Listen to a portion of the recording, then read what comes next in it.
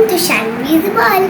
Come explore my world of fun, games, activity, travel and food. Today I am going to make a pizza. Here are the requirements for making this delicious veg pizza. You need pizza base, tomato ketchup, some fried chopped onions, some fried mushrooms, some fried chopped capsicum, some boiled sweet corn. Now let's begin with the pizza making.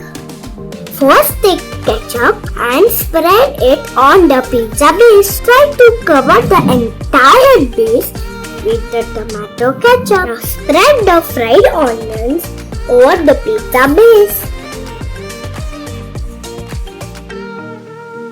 Now add the fried mushrooms on top of the base. Now add the fried capsicum on top of the base.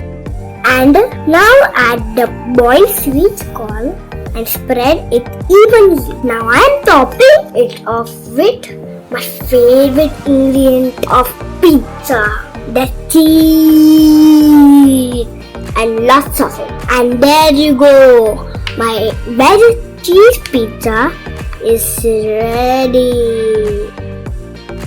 Hope you enjoyed my video. Press like if you did. Subscribe my channel and be the first ones to watch my next video. Until then, bye. See you soon.